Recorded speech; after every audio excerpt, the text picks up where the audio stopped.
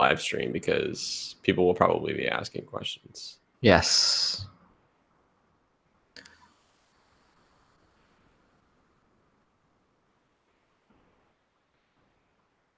Okay.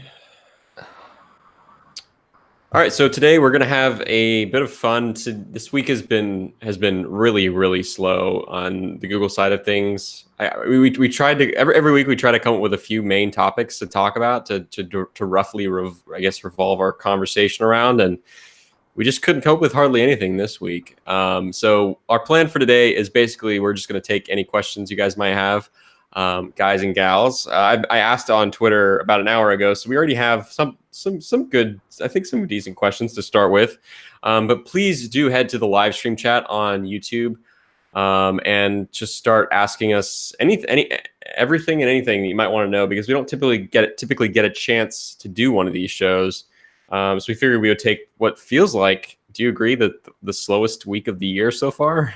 So yeah, it's definitely, because it's usually the February and March are the slowest weeks, but in comparison, we had a very busy first part of the year, even after CES in January. Yeah, partly thanks to Stadia, I think. Yes. And other things. But yeah, I guess the first thing we could talk about is actually a story we wrote this week, which was it's very relevant to what we're doing right now, which is that Hangouts on Air is apparently going away. You can add Hangouts on there to the list of Google products that are being killed / murdered / destroyed this year. So the biggest impact for most, I think it's an impact that will affect a sizable bunch, because Hangouts on Air is how you easily do a multi-stream podcast on YouTube. How you do a multi-stream podcast with multiple people and then broadcast it all on YouTube. Yeah, I just think that it's not as popular among people who actually take live streaming seriously. Agree, definitely. And I think I really do think that we are just a small niche that's left of people that still use it, especially since there are much better third-party options for streaming. Yeah, but I'm sure Google has the numbers, but I think there's the YouTubers with, I don't know, 1,000 and up subscribers or whatever. I think there was a big use case for this tool, in that it's just so simple to use, and it's integrated. That's the biggest part. Right. Integration. Right. It's like 2 clicks away from being able to do a stream like we're doing, which it looks like in the near future we're going to have to come up with some kind of alternative that is going to probably use some kind of third-party software, and it's going to be a little bit more complicated for us. And I imagine there are a good number of people who are used to using this tool to just have easy chats. I know, for instance, people over at the search engine land kind of network of sites, marketing land, I think too. They use these very often for holding interviews with people who are influential in the SEO / internet marketing space. And so, there's definitely use cases here of just being able to click a few buttons and have a really, I guess, I don't know, I wouldn't say great, half decent live stream. Half decent, but working on everything. It really works on Chrome. So it's just a baseline of it works. Do you think this is partly related to Hangouts as a whole going away? Yeah, basically. Like they could have just rebranded this as like YouTube quick live stream or something like that. I don't know. Yeah, but so the infrastructure for Hangouts is distinctly not YouTube. It's a Google Plus, and it was made into its own thing. And now Hangouts with Google ripping out that old classic Hangouts infrastructure, everything is going really. So it makes sense to go away, but it also makes sense why it wasn't transplanted directly into YouTube. So it would make a lot of sense for them to keep it too, for a lot of reasons. But anyways, that was one little tidbit of news that came out this week. I guess there were some other minor things on just the Nest and Google first party related category, I guess you could say. One of the big things was and we talked about this back at Google I/O, was we didn't know, and we still don't know exactly how the Nest brand is going to come in and kind of take over Google Home. And we obviously saw the very first step of that, which was Google bringing Nest in under Google Nest, and the launch of the Nest Hub Max, which is the larger version of the Google Home Hub, for those that don't know, and obviously ditched the Home name. And Google did confirm to someone during some interview at Google I/O that the Google Home would be eventually having its branding switched over to Nest branding as well. Yeah. And this week we got our first little hint at what that might be. So on the Google Store, on specifically the Office page, they were having some deal on the Google Home's bases. There were fabric and metallic bases that were announced on day one, and they never really did well.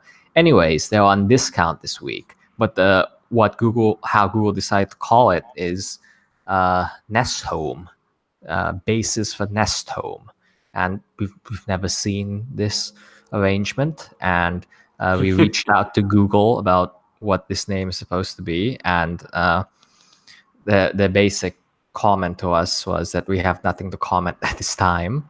We have no changes to announce at this time, and the name was switched away back to the Google Home branding for these minor accessories. Right. This is not. This is not what I expected. If this is what ends up happening, if they do end up replacing Google Home with Nest Home, what that really, it's not really changing it from Google Home to Nest Home. It's really changing it from Google Home to Google Nest Home. Yeah, it's just inserting a word. It's inserting Nest in the sandwich between Google and Home, which is perfect. It's accurate. It's definitely accurate. Yeah, it is a little bit redundant though, and this is actually was expecting. Yes, I don't know. The entire branding is redundant. Yes, that's a given. Everything is redundant. But yeah, I was really expecting to see them change, replace Home. I mean, what they did with Nest Hub Max is they changed it from Home Hub Max to Nest Hub Max, and they got rid of the Home and they replaced Home with Nest. And so I guess the most obvious assumption would be that they were going to change Google Home to Google Nest, and the Google Home speakers would just be called Google Nest speakers. Yeah. Which I think makes a little bit more sense. I don't know if I feel like maybe the Google Home branding might be too established at this point for them to go that route. And it's also good. It says what the product is. Smart home. It's having home in the name is a generic in the way that Assistant is generic. Google Assistant is generic. In that Google's branding is moderate to bad, but for the most part, what the product is, what it does, because it's in the name. A bit lasery, it's in the name, but I think there's the value in home. For sure, yeah. But yeah, that's a pretty minor story. This is pretty in the weeds for most people. Yeah. So you don't like the name? I don't know. It seems like Google is getting rid of the Google prefix. The Google prefix with it seems like they're trying to get rid of the Google prefix with their hardware. And this is evident throughout. I mean, we've been calling the Google Pixel, for example, Google Pixel. No one calls the iPhone the Apple iPhone. It's called the iPhone, and that's just what it's known as from a consumer standpoint. And I think that's what Google would like to accomplish. I think they would like their products to have a primary established product name that is not Google. So I think, I really do think that they'd like to see the Google Pixel just be known as the Pixel, and just try and distance themselves from calling it the Google Pixel as much as possible. Yeah. I think the same is true with the smart home stuff. I mean, it seems like that's what they're trying to do, is instead of the Google Home, they want to do Nest Home, and all of the smart home stuff be Nest branded. And the Nest Hub Max is the most obvious example of that. Google Home Hub was literally called Google Home, and then they threw on the hub suffix, and so that was a move in the other direction. It was a move toward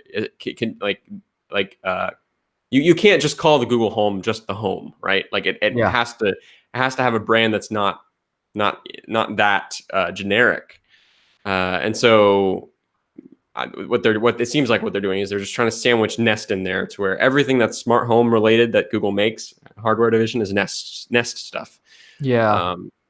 In And terms of yeah, having a brand as iconic as Pixel, Google can do that with Nest. right, Nest can stand alone. right. But the problem is, why are they adding the prefix Google? They announced it as Google Nest. If they just wanted it to be a one-word thing, I think they should have went all in on day one rather than phase it out like 2 years later. Yeah, I think that's actually kind of intentional. I think they do want Nest to be clearly Google, Hmm. but for the product names themselves, they don't want to have Google prefixes on every single product name.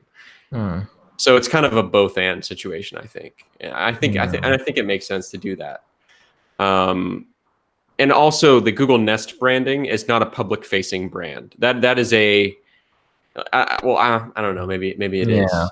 Where is it a public facing So brand? okay, so it's on the Is Google it Store, obviously, but I guess the what we're waiting for is well, how where is it on the Google store? Where do you see Google Nest just by itself? the standalone page, the g.co.nest.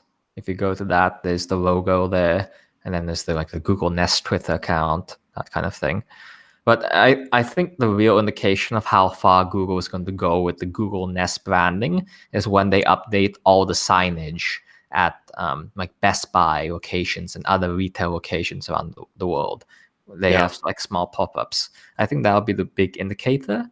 And like related to this, the Nest branding, the old Nest logo is going away. Google isn't just putting the Google G with the old Nest logo. They've right. changed the logo just to a Google set Yeah, to they're keeping the word Nest, but they're not. But they're pretty much disposing of everything else that's yeah. associated with the brand. They had a pretty cool logo before. It was the lowercase n with the E, S, and T all connected together, which is like a nice. Yeah, Your smart home is connected, so yeah. that's going away. Well, anyways, that's a long conversation about a brand name, and Yes. ultimately, Google is so inconsistent with these things that they could revert all of this stuff back in a matter of days. So, Yeah. wasting our breath on it is almost almost Uh, fool's errand. So yeah, another very, very minor thing that happened also this week was that the old Nest logo, as you mentioned, was replaced with Google Sans text on the actual Nest Cam streams. So yeah, they're definitely ditching as much as possible of that Nest brand. yeah.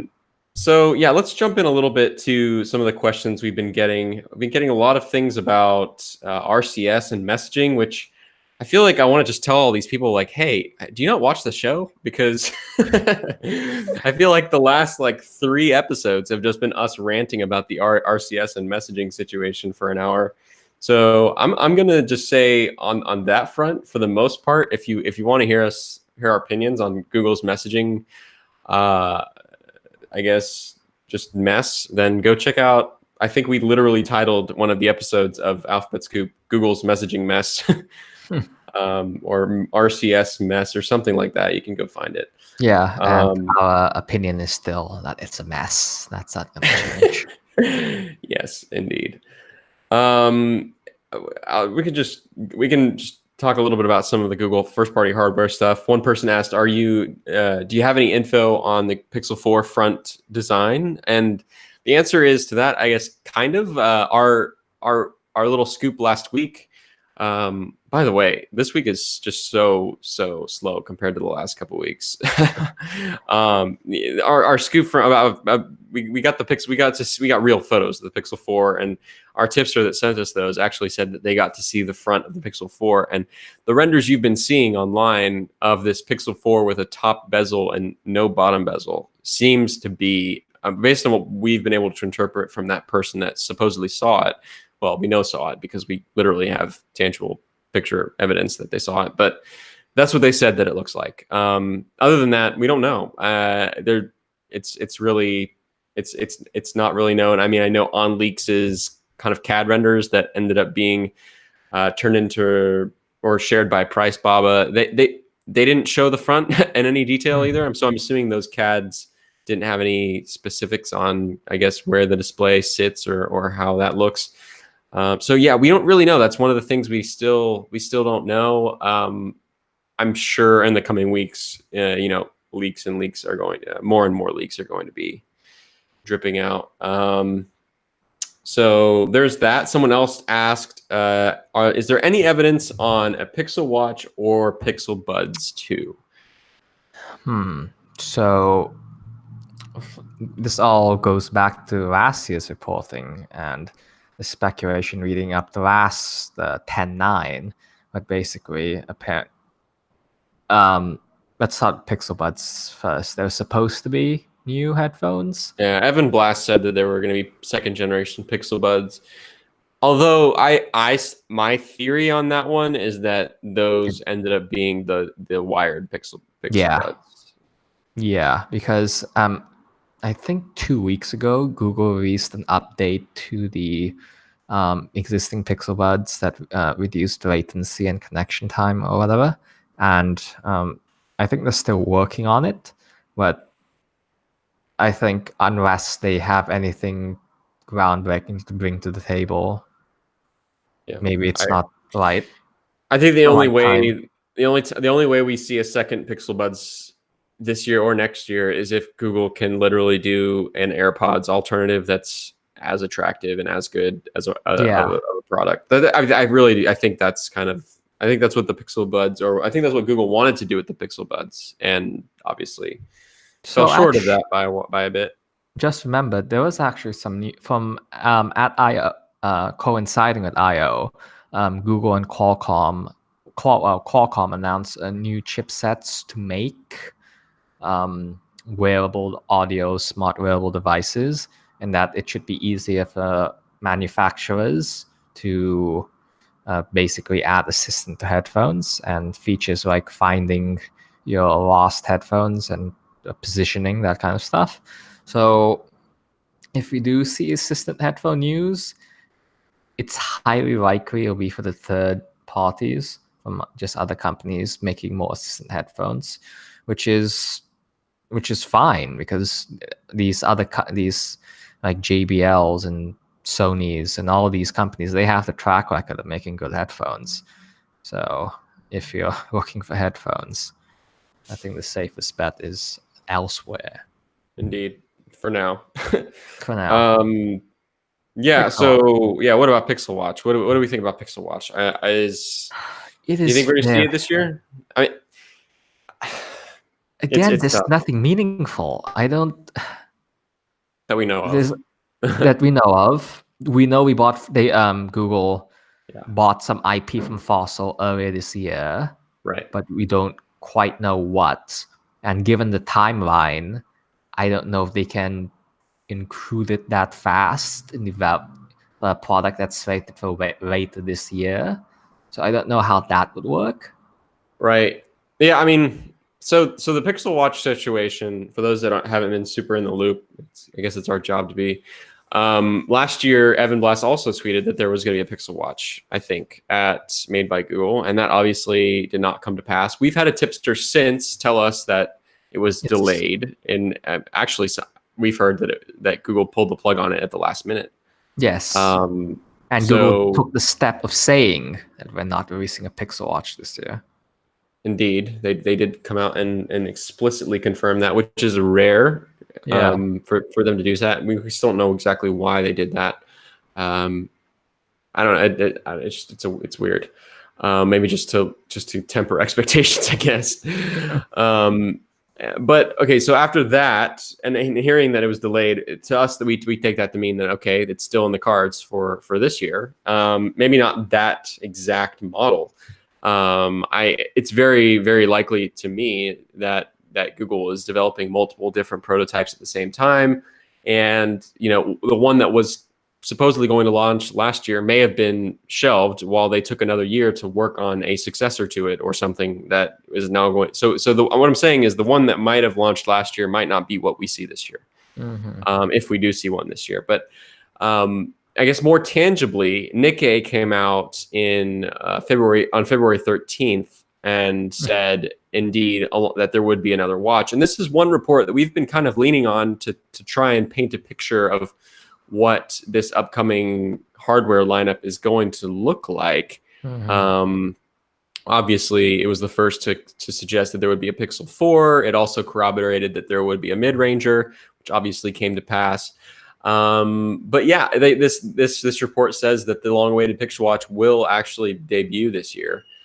Yeah, and our tipster has corroborated that should be the case. But like you said, we don't know what it is that Google really has to bring to the table. I think Google is, I don't know if you agree with this. I think Google has enough self-awareness now that they're not going to put something out unless it's good. Unless it's good. Yeah. that's the baseline. It just being good. Related to that, of course, the biggest news out of the Pixel about the Pixel straight successor dying was that those two products aren't coming to market. But as you were just saying, I think that self-awareness that Google gained from the entire Pixel slate launch from last October, I think for the better, it is informing Google's hardware decisions going forward and whether they launch things. And ultimately, this is, if you want Made by Google to exist, if you want Google hardware to keep on existing, this restraint is the best thing that could happen to them. Yeah, I mean, I think the self-awareness was not necessarily a product of the Pixel slate situation. I think it's been clear that they've had more self-awareness with these hardware initiatives than any of Google's hardware initiatives prior. And I think that has to do with what Rick knows and what Rick's experience with Motorola. And I think he's not the best visionary of all time, but he is a visionary, more so than anyone that's ever tried to lead any kind of hardware initiative at Google. And so I really do think that his leadership has had I would guess that the tablet situation, I would guess that ultimately came down to a Rick yay or nay. And I think that while some other executive or some other Google in some past yesteryear would have greenlighted those tablets, I think Rick maybe is part of what's bringing that self-awareness. So anyways, and someone else asks, assuming the Pixel Watch does come this year, this is the hard question. What features do you want to see in an upcoming Pixel Watch? And there's really two questions.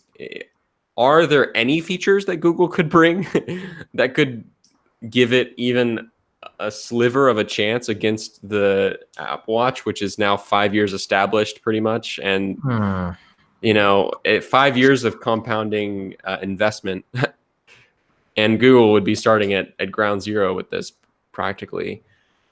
Is there a way they could do a watch at all? And if there is, what would we want to see in it? I don't know. I really don't know. It's tough. And I've said this on the show before. My take on this is I would like to see Google go for one or two very specific use cases and master them and bring some kind of unique AI/assistant powered functionality to those use cases and make the hardware relatively affordable. I don't think Google has a chance trying to directly compete with the Apple Watch this year.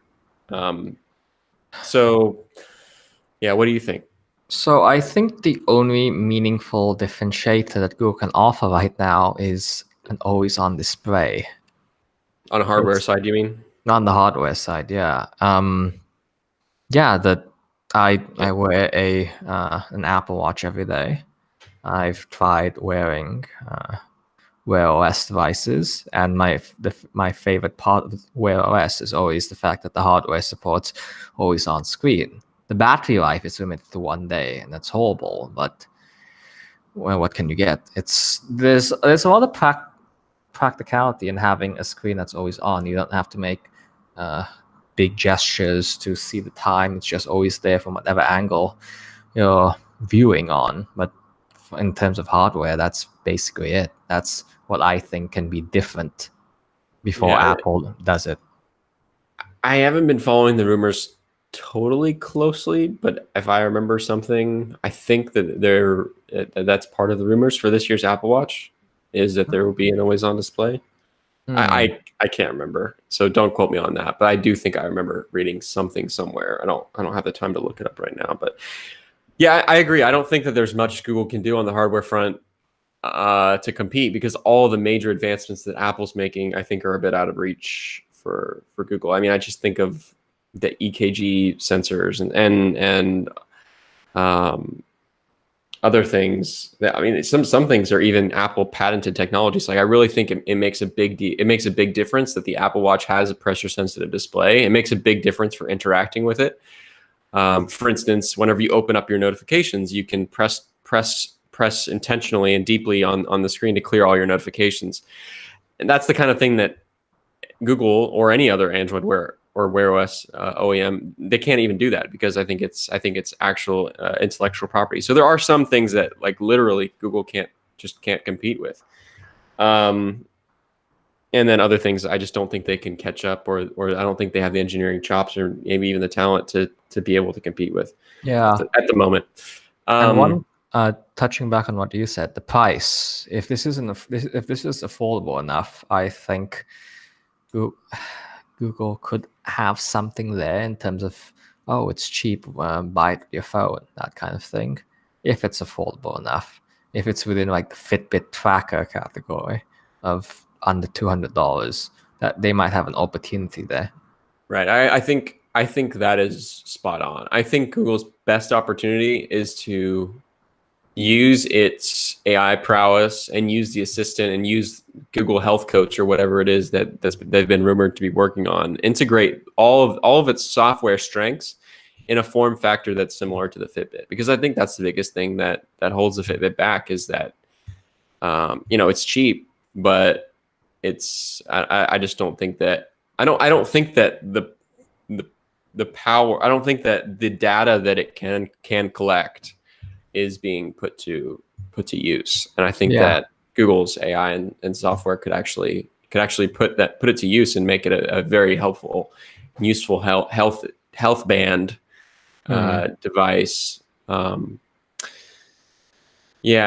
just don't see a smartwatch doing well, just period. I mean, unless Google has some innovations that are, I mean, one thing is like, there are things that are proprietary to Google too. I think Project Soli is somewhat, if not entirely proprietary. And that's one thing that's an interaction method and an innovation that Google could take advantage of in its smartwatches, which we actually have tangible evidence that they've been experimenting with that, as we saw at Google I/O 2017. So there are things that they could do, but I just don't see the whole package coming together. And I would love to be proven wrong, but we'll see.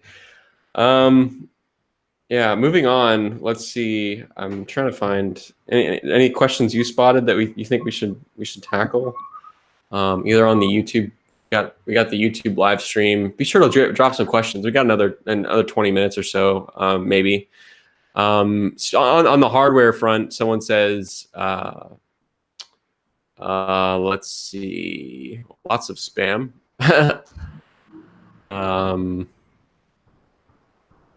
don't know. It doesn't look like there's anything else. What do you think about Huawei as a Chinese spy firm? I think we'll swerve on that one. Nothing on YouTube at the moment that looks worthy of talking about. What's up? Twitter is mostly the same on hardware, but did you see that rumor about Microsoft, about the Microsoft's dual screen Surface device? Yeah, interesting. That could run Android apps. Yeah, it's interesting to see that Microsoft is going to do a Pixel Slate. Yeah. More than Pixel Slate. I don't think it's deserving of that Pixel Slate. We're talking about the Courier here right now. The beautiful, beautiful Courier. So anyways, the thing that makes this somewhat Android related is the fact that the rumor is that Microsoft would be running Android apps on this. Right. And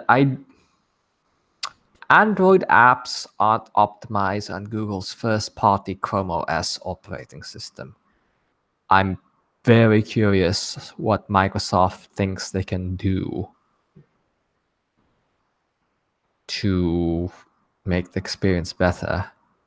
Yeah, But I don't think they can. Hot take. I don't think this is going to work out very well. At least yeah, I don't know about the product itself, but on the Android app side of things, I think it all. And we talked about this all show last week. Is I just think it all comes down to developers. yeah. In the words appropriate in this case of Ballmer, developers, developers, developers, developers, developers. And I Or think what. Or I would say that if you're not the iPad, you're betting so much on the web being good, on progressive web apps, on everything being web based, and making a really good device that has a really good browser. Yeah, I'm just saying, like on the Android app side of things, it running window to Android apps as okay. So I think the Android apps on tablet problem comes down to a couple things. One of which, a lot of the Android apps. So I don't think Android apps actually extend the Chrome OS experience very much at all, just at a high level. I really don't. Like even for instance, Spotify. That's like top 5 app on all the app stores. It's like Yeah, Spotify has a web player and it works perfectly fine. yeah. So having a third-party Android app for Spotify, it basically, I mean, it doesn't bring much to the table. The only And thing I you get think is offline access. yes, yeah, well, yes, and also I guess you can, yeah, that's pretty much it. So like, and I think that applies to 75%, 80%, 90% of Okay. Android apps, where Okay. like there are web experiences of that exact same software or app. I mean, Netflix, yeah, you can download, offline content if you have the Android app. That's the only Yeah. thing it adds. It has the Netflix web app is perfectly fine. So Okay. that's the first problem. The second problem is that the Android apps themselves suck. So not only do most of the Android apps not bring much to the table versus the ever expanding library of web app experiences that every software company Yeah. is under the sun is making more and more of. Not only that, but the ones that do exist and the ones that do bring something to the table aren't good. And so Okay. I don't know. I have to It's just caveat you right there in regards to I think Android apps on tablets are fine as long as the screen is 7 inches, as long as it's a small screen. We've seen success with past success, arguably, with like the Nexus 7, with both of them.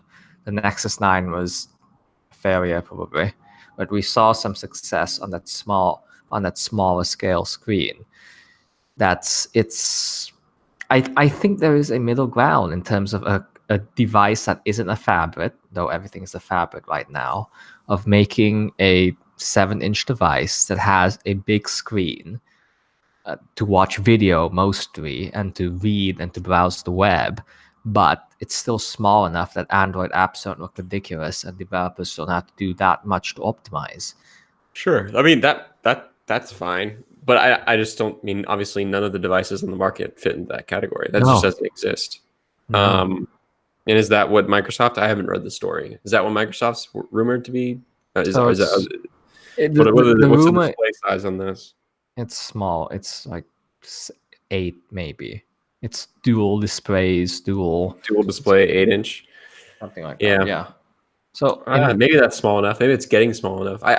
Yeah. I mean, I think that makes sense. I mean, okay, if the display is small enough, then the problem of Android apps sucking on tablets isn't a problem, and therefore yeah. some of those experiences are actually pretty good. Also, I have another question for you. Do Are people more familiar with using apps on their phones and using the app experience on a larger screen, or are they more familiar with using the web? So let's take two examples: Netflix and Spotify.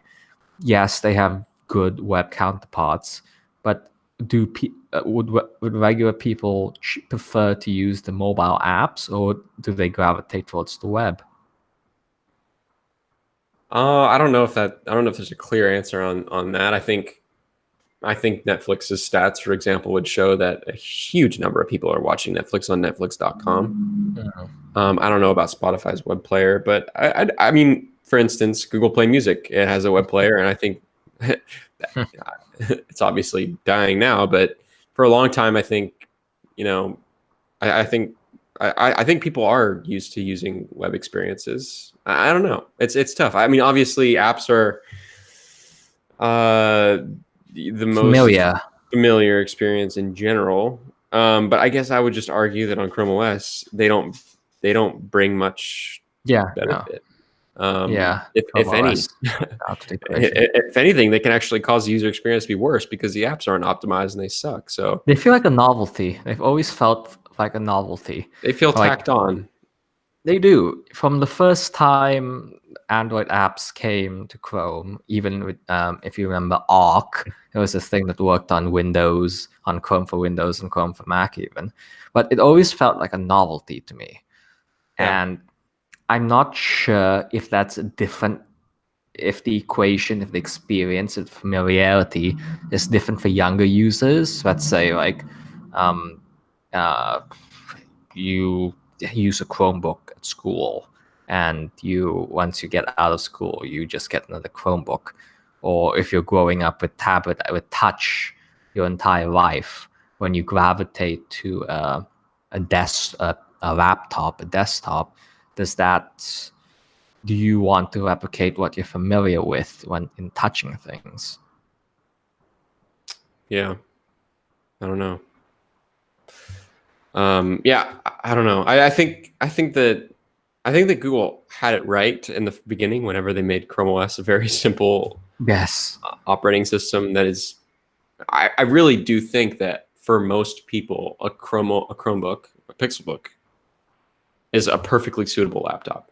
Yes. And that is, I think, is true without, like, I think the addition of the addition of all this junk that made Android apps popular or possible. I mean, I don't think it adds enough utility to justify it. I think that adding Android apps adds those edge cases. It adds the ability to do edge cases. For instance, it's like using image editing software, for example. Yeah, you might want to do that on a Chromebook, and you can download an Android app and do that. And generally, image editing software on the web is awful. And so in that case, I think that's one of those edge cases where having Android apps is pretty nice to have.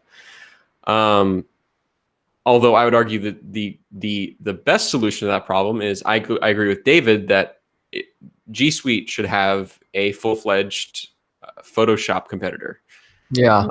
And that should just be part of G Suite. And I mean, it's beyond me why Google hasn't done that yet. Yeah.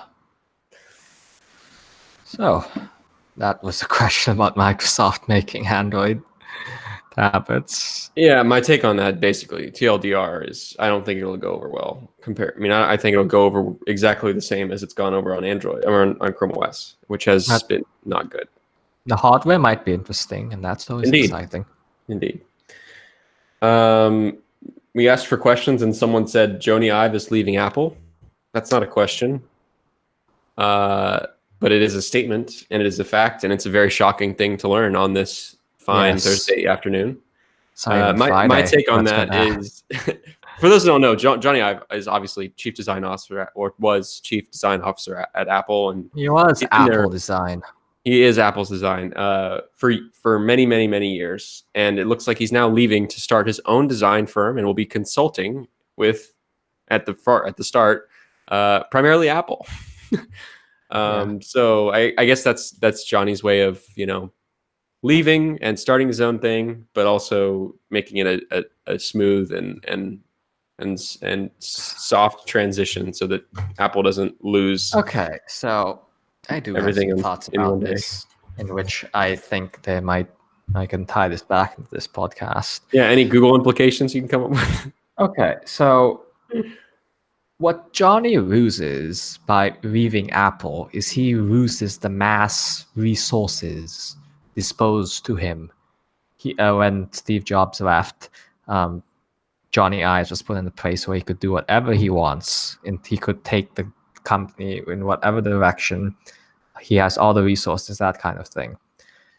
If Jony wants to replicate that at his new venture, he needs another company. And how many companies can give him those resources? It's Google, frankly. It's Microsoft. It's Amazon.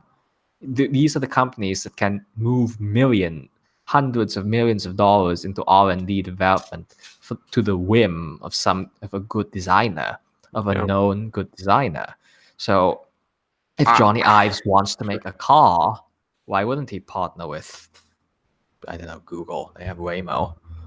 I see this as I actually do kind of see this as a retirement, actually. Not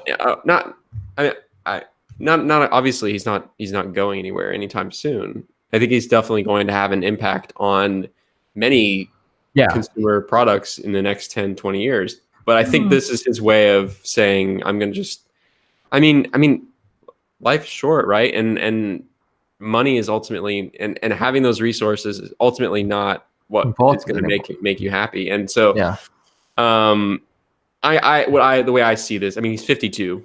I see this as him just taking a step back from the daily grind of this, and just, I mean, he basically has the freedom for the next however many years he wants to work for the rest of his life. Yeah, basically, to have this consulting firm and his own design shop and consult with whoever he wants to. Obviously, it looks like it's going to be almost all Apple at first, and it's just like it doesn't seem like much is really changing, except he's just disconnecting himself from the title of and responsibility of that very high up Apple position, and now he's going to be able to just basically do whatever he wants. And I don't know, isn't that everyone's dream? Definitely. But I think, I still think that the resources, even at Apple, I still think that it'll be given to him. There will be unlimited resources at his disposal, and I think that would be the case. I mean, I think he's high profile enough, not to mention rich enough, that he can walk into anyone's. I mean, he can walk into Google, he can meet with Rick, and Rick would be like, "I'll give you every dime you need to," or whatever. You know, I really think he has enough clout that I don't think that he's going to have any problem when it comes to resources and doing what he wants to do. Yeah, but I guess the scale is very hard to capture. I think the scale and the manufacturing capability is something that few other companies beyond Apple can replicate one for one. And I think he's losing that in a way that's significant. I just see this as a formality at the moment. At this moment, it seems like we're going to still see years worth of products designed by Ives come to Apple, be released by Apple before like his touch isn't seen anymore. And I would guess when it comes to privilege, I would assume that he's going to have unlimited access just as he currently does. So yeah, I don't know. It is really interesting though that I think part of this move is that in the next 5 to 10 years, it means that he's going to be consulting with other companies that aren't Apple.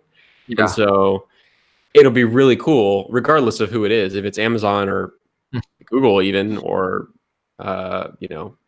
anyone, Microsoft. It'll be interesting to see his touch on. I mean, I would love to see Elon call him up, for instance, and see what kind of impact he would have on Tesla, for example. I just think it would be really cool. It'll be really cool to see Jony products that aren't Apple products, because we've pretty much, I mean, we've never seen that except for the stuff he built before he was at Apple.